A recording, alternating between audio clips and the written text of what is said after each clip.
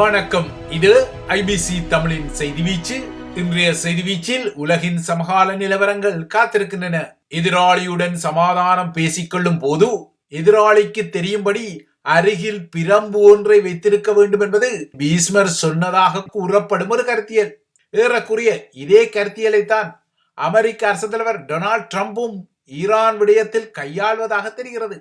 மத்திய கிழக்கை நோக்கி அமெரிக்கா தனது டேங்கர் ஆர்மடா எனப்படும் வானில் போர் விமானங்களுக்கு எரிபொருளை நிரப்பும் வான்கலங்களின் அணியை நகர்த்திய நகர்வும், 2 விமானந்தாங்கி கப்பல்கள் மத்திய கிழக்குக்கு செல்லும் நகர்வும், ஏராளமான போர் விமானங்களை மத்திய கிழக்குக்கு நகர்த்திய பின்னணியும், இதற்கும் அப்பால் ஈரானின் கடுமையான பாதுகாப்பு கொண்ட நிலத்தடியில் உள்ள யுரேனிய செறிவூட்ட நிலையமான போர்தோவை தாக்குவதற்கு பங்கபஸ்டர் குண்டுகளின் தயார்படுத்தல் போன்ற பிரம்புகளை எதிராளியான ஈரானுக்கு தெரியும்படி அமெரிக்கா வைப்பது தெரிகிறது. ஆனால் அவ்வாறான பிரம்புகளை வைக்கும் அதே அமெரிக்கா இப்போது தனது சுருதியை 2 வார கால அவகாசம் என ஒலித்துக் கொள்கிறது. அந்த வகையில் ஈரான் இஸ்ரேல் மோதலில் நேரடியாக களமிறங்கிக் கொள்வதா இல்லையா என்ற விடயத்தில் அரசு தலைவர் டொனால்ட் ட்ரம்ப் ஜூலை முதல் வாரத்துக்கிடையில், அதாவது இன்னும் 2 வாரங்களுக்கு இடையில் முடிவை எடுத்துக் கொள்வார் என வெள்ளை மாளிகை அறிவித்துள்ளது. ஈரானுடன் அதன் சர்ச்சைக்குரிய அணுசக்தியின் உற்பத்தி தொடர்பாக பேசிக் கொள்வதற்கு இன்னமும் சமாதானத்துக்கான கதவுகள் திறந்திருப்பதாக ட்ரம்ப் நம்பிக்கை கொண்டிருப்பதால் இந்த கால அவகாசம் வழங்கப்படுவதாக வெள்ளை மாளிகை நேற்று கூறியது. இதற்கிடையே இன்னொரு புறத்தை இஸ்ரேலுக்கும் ஈரானுக்கும் இடையிலான மோதலை முடிவுக்கு கொண்டு வருவதற்கான முயற்சிகளின் ஒரு பகுதியாக பிரான்ஸ் மற்றும் ஜெர்மனியின் வெளியுறவு அமைச்சர்கள் இன்று ஜெனீவாவில் ஈரானிய வெளியுறவு அமைச்சருடன் பேசுவது இன்னொரு உற்றுநோக்கலை உருவாக்கியுள்ளது. அமெரிக்காவை பொறுத்தவரை ஈரான் மீதான தனது தாக்குதலுக்குரிய தயார்படுத்தல் தோற்றப்பாடுகளை அது வலிந்து வெளிப்படுத்தி வருவது பகிரங்கமானது. ஏற்கனவே ஈரானுக்கு எதிரான தாக்குதல் திட்டங்களை டொனால்ட் ட்ரம்ப் அங்கீகரித்துக் கொண்டாலும் அந்த தாக்குதலை நடைமுறைப்படுத்தும் உத்தரவுக்காக காத்திருக்கும்படி அமெரிக்க படைத்தரப்புக்கும் அவர் அறிவித்துள்ளார். ட்ரம்பை பொறுத்தவரை இஸ்ரேலின் உசுப்பேற்றலுக்காக மட்டும் ஈரானை தாக்கிக் கொள்வது குளவி கூடு ஒன்றுக்கு கல்லால் எறிவதற்கு ஒப்பான விளைவுகளை தரும் என்பதில் அவர் எச்சரிக்கை கொள்வது தெரிகிறது. ஏனென்றால் இப்போது ஈரான் இஸ்ரேலை நோக்கி ஏவும் ஏவுகணைகள் இஸ்ரேலின் கடுமையான வான் பாதுகாப்பு பொறிமுறைகளை மீறி இலக்குகளை தாக்கி வருவது கடந்த சில நாட்களாக இடம்பெற்று வருகிறது. இதற்கும் அப்பால் அமெரிக்கா இந்த மோதலில் நேரடியாக களமிறங்க முடிவு செய்தால் மத்திய கிழக்கு பிராந்தியத்தில் உள்ள அமெரிக்க இராணுவ நிலைகள் தாக்கப்படும் என ஈராக்கில் உள்ள ஹெஸ்புல்லா அமைப்பின் தலைவர் அபு அலி அல் அஸ்காரி நேற்று புதிய எச்சரிக்கையை விடுத்தார். அமெரிக்கா இந்த போரில் நுழைந்தால் இந்த பிராந்தியத்தில் அமெரிக்கா கைப்பற்றுவதற்கு கனவு காணும் $1 trillion அது இழக்கும் என எச்சரித்துள்ள ஈராக்கில் உள்ள ஹெஸ்புல்லா அமைப்பு, ஈரானை அமெரிக்கா தாக்கினால் மத்திய கிழக்கில் உள்ள அமெரிக்க தளங்கள் வாத்து வேட்டை மைதானங்களாக மாறும் எனவும் சுட்டிக்காட்டினார். அத்துடன் பாரசீக வளைகுடாவுக்கும் ஓமான் வளைகுடாவுக்கும் இடையிலான ஹோமூஸ் நீரிணை தடுக்கப்படும் எனவும், தெற்கிலிருந்து செங்கடலுக்கு செல்லும் குறுகிய நீர்வழியும் மூடப்படும் எனவும், செங்கடலை ஒட்டியுள்ள எண்ணெய் துறைமுகங்களின் செயற்பாடுகள் முடக்கப்படும் எனவும் ஈராக்கிய ஹெஸ்புல்லா எச்சரிக்கிறது. இதற்கிடையே இன்று அதிகாலையும் இஸ்ரேலும் ஈரானும் மாறி மாறி தாக்குதல்களை தொடுத்துக் கொண்டன. இஸ்ரேல் ஈரானிய தலைநகர் தெஹ்ரான் உட்பட்ட இடங்களில் இடைவிடாமல் கடுமையான வான்வழி தாக்குதல்களை நடத்தி கொண்டாலும் இன்று அதிகாலையும் ஈரானிய ஏவுகணைகள் இஸ்ரேலை தாக்கியுள்ளன. நேற்று போலவே இஸ்ரேலின் நெகேவ் பாலைவனத்தில் உள்ள அதன் முக்கியமான வான்தளமான நிவதையும் தளத்தை நோக்கியே ஈரானின் ஏவுகணை தாக்குதல்கள் இன்றும் நடத்தப்பட்டன. நேற்று இந்த தளத்தை இலக்காக வைத்து ஈரான் ஏவிய ஏவுகணைகளில் ஒன்றுதான் அந்த பகுதியில் உள்ள ஒரு பெரிய மருத்துவமனையும் தாக்கி இருந்தது. ஈரான் ஏவுகணைகளை ஏவும் இடத்தில் இஸ்ரேலின் பெரிய தொழில்நுட்ப பூங்காவும் உள்ள நிலையில் இன்று ஏவப்பட்ட ஏவுகணை இந்த இடத்தின் தொழில்நுட்ப பூங்காவை தாக்கியதால் இன்றும் பெரும் தீ விபத்து ஏற்பட்டது. ஆயினும் ஈரானிய ஏவுகணையை தாம் இடைமறித்து வீழ்த்தியதை அடுத்தே இந்த தீ விபத்து ஏற்பட்டதாக இஸ்ரேல் இன்று காலை அறிவித்தது. ஈரானை பொறுத்தவரை இஸ்ரேலிய உளவுத்துறையின் நாசகாரமான துல்லிய தாக்குதல்கள் தான் அதற்கு பெரும் சவாலாக உருவாகியுள்ளன. குறிப்பாக ஈரானிய படைத்துறையின் மூத்த தளபதிகளும் முக்கியமான 9 அணு விஞ்ஞானிகளும் கடந்த சில நாட்களில் மொசாட்டின் வியூகத்தால் கொல்லப்பட்டார்கள். ஈரானை பொறுத்தவரை இது ஒரு முக்கியமான இழப்பு. ஈரான் ஒருபோதும் இஸ்ரேலிடம் சரணடையாது என அதன் ஆன்மீக தலைவர் அயத்துல்லா அலி கமேனி மீண்டும் சூளுரைத்த நிலையில் கமேனி உயிருடன் இருப்பதை இனிமேல் அனுமதிக்க முடியாதென பதிலுக்கு இஸ்ரேலும் சூளுரைத்துள்ளது. ஈரானில் யாருக்கும் விதிவிலக்கு வழங்கப்பட மாட்டாது என இஸ்ரேலிய பிரதமர் பெஞ்சமின் நெத்தன்யாகு அலி கமேனி கொல்லப்பட வேண்டும் என்ற அடிப்படையில் நேற்றும் ஒரு செய்தியை சொன்னார். ஆனால் ஈரானிய ஆன்மீக தலைவர் அமெரிக்காவின் உதவியுடன் இஸ்ரேலால் படுகொலை செய்யப்பட்டால் அது நாசகாரமாக ஒரு பண்டோரா பெட்டியை திறக்கும் என ரஷ்யா புதிய எச்சரிக்கையை விடுத்துள்ளது. இதற்கிடையே இன்று ஈரானிய மக்கள் தமது வெள்ளிக்கிழமை தொழுகையின் பின்னர் இஸ்ரேல் மீதான சீற்றத்தை வெளிப்படுத்தும் வகையில் நாடளாவிய ரீதியில் பல பேரணிகளில் பங்கேற்றனர். இந்த பேரணிகளில் இஸ்ரேலுக்கு எதிரான குரலுடன் ஈரானிய ராணுவத்தின் இஸ்ரேல் மீதான தாக்குதல்களுக்கும் ஆதரவு தெரிவிக்கப்பட்டது. ஈரானை பொறுத்தவரை அதன் வெள்ளிக்கிழமை தொழுகைகளில் பொதுவாகவே அதன் ஆன்மீக தலைவர் அலி கெமெனி தெஹ்ரானில் பங்கேற்றுக் கொள்வது வழமை என்றாலும் இப்போது அலி கெமெனியை கொல்வதற்கு இஸ்ரேல் சூளுரைத்துக் கொண்டதால் இன்று அவர் தெஹ்ரான் தொழுகையில் பகிரங்கமாக பங்கேற்றாரா இல்லையா என்பது உறுதிப்படுத்தப்படவில்லை.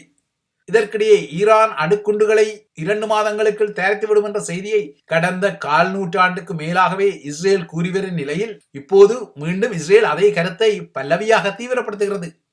அதாவது ஈரான் அணுக்குண்டு ஒன்றை இதுவோ அதோ தயாரிக்கின்றது என இஸ்ரேல் சொல்லிக் கொள்கின்றது. ஆனால் ஈரானிடம் ஏற்கனவே அணுக்குண்டு இருக்கின்றதா, அது அணு ஆயுதத்துக்கான செறிவூட்டப்பட்ட யுரேனியத்தை கொண்டுள்ளதா என்பது குறித்து யாருக்கும் இதுவரை பகிரங்கமாக எதுவுமே தெரியாது.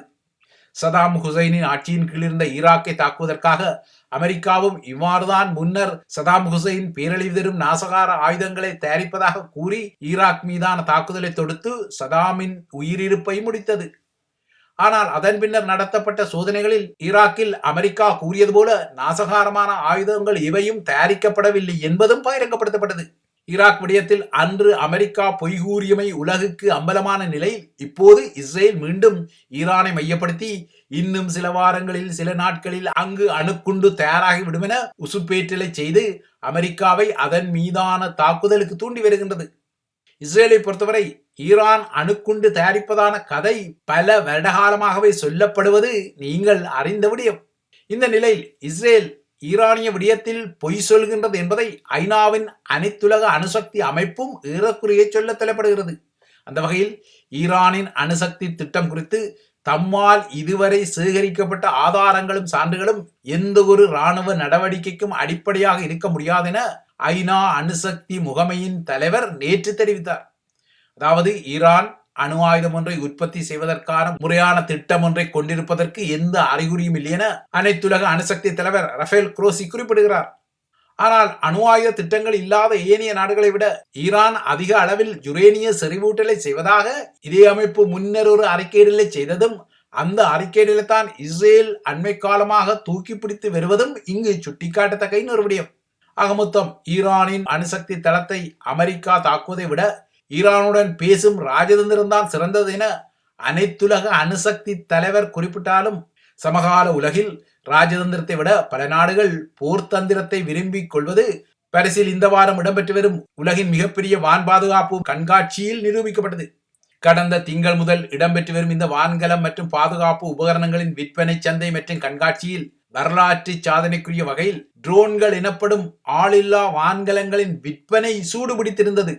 உக்ரைனிய ரஷ்ய போர்க்களத்தில் ட்ரோன்களின் பயன்பாடு மிகவும் பயனுள்ளதாக நிரூபிக்கப்பட்ட பின்னர் பாரிஸின் கண்காட்சியில் ட்ரோன்களின் விற்பனை எகிரியுள்ளது. 97 நாடுகளைச் சேர்ந்த பிரதிநிதிகள் பங்கெடுத்து வரும் இந்த விற்பனை சந்தை மற்றும் கண்காட்சியில் 48 நாடுகளைச் சேர்ந்த 2500க்கும் மேற்பட்ட வான்கலங்கள் மற்றும் வான்வழி ஆயுத உற்பத்தி நிறுவனங்கள் பங்கெடுத்து வருகின்றன. இந்த முறை இந்த கண்காட்சியில் இஸ்ரேலும் பெருமடிப்பில் தனது ஆயுதங்களை கண்காட்சிப்படுத்த முயற்சிகளை செய்திருந்தாலும் பிரான்ஸ் அரசாங்கம் சிறப்பு உத்தரவில் இஸ்ரேல் தனது ஆயுத கண்காட்சியை செய்ய முடியாத வகையில் அதன் கண்காட்சி கூடங்களை அதிரடியாக மூடியிருந்தது. இது இஸ்ரேலை கடுமையாக சீட்டப்படுத்தி இருந்தது. இதனடுத்து இஸ்ரேலிய அரசாங்கம் பிரான்சுக்கு கடுமையான கண்டனத்தை தெரிவித்தது. இந்த முறை இந்த கண்காட்சியில் உலகின் முக்கிய பாதுகாப்பு நிறுவனங்களும் வளர்ந்து வரும் இராணுவ தொழில்நுட்ப நிறுவனங்களும் அதிநவீன ட்ரோன்களின் விற்பனை சந்தையை சூடுபிடிக்க வைத்திருந்தன. நேற்றுடன் இந்த விற்பனை சந்தை தணிவுக்கு வந்த நிலையில் இன்று முதல் நாளை மறுதினம் ஞாயிற்றுக்கிழமை வரை இந்த கண்காட்சி பொதுமக்களுக்கு திறக்கப்பட்டுள்ளதால் இன்று காலை முதலே பெருமளவான மக்கள் கண்காட்சி கூடத்தை நோக்கி படியெடுத்து வருகின்றனர். இன்று முதல் போர் விமானங்கள் உட்பட்ட 180 விமானங்களின் சாகசங்களையும் 210 விமானங்களையும் மக்கள் நேரடியாக இந்த கண்காட்சி கூடத்தில் கண்டுகொள்ளலாம். இந்த கண்காட்சியில் இந்தியாவுக்கும் பாகிஸ்தானுக்கும் இடையிலான மோதலில் உற்றுநோக்கலை ஏற்படுத்திய பிரான்சின் ரஃபேல் போர் விமானங்கள், இந்த வாரம் பிரித்தானியா மத்தியகளுக்கு அனுப்பிய யூரோஃபைட் டைபூன் போர் விமானங்கள், அமெரிக்காவின் F-35 மற்றும் F-16 போர் விமானங்கள், பிரான்சின் டைகர் ராணுவ உலங்கு வானூர்திகள் உட்பட்ட அதிநவீன போர் வான்கலங்களும் அதேபோல குடிசார் வான்கலங்களும் தமது வான் சாகசங்களை செய்ய உள்ளன.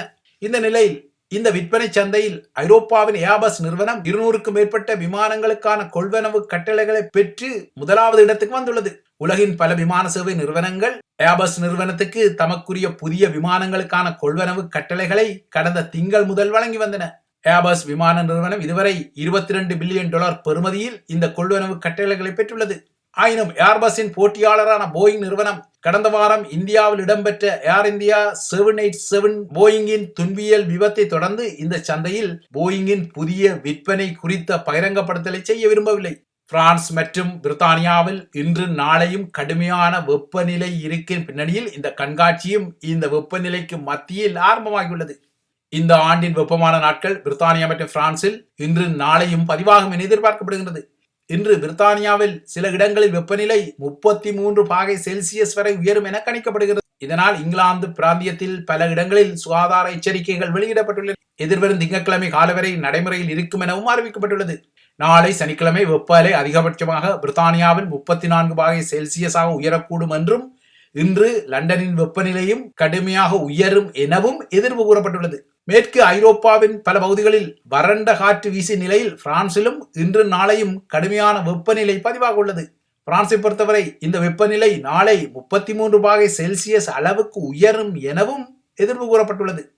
இதனையடுத்து பிரான்சில் 16 பிராந்தியங்களுக்கு செம்மஞ்சள் எச்சரிக்கை வெளியிடப்பட்டுள்ளது. பிரித்தானியா, பிரான்ஸ் மட்டுமல்ல, ஜெர்மனி, சுவிட்சர்லாந்து, ஸ்பெயின் உட்பட்ட நாடுகளிலும் கடுமையான வெப்ப அலை பதிவாகும் என எதிர்ப்பு கூறப்பட்டுள்ளது.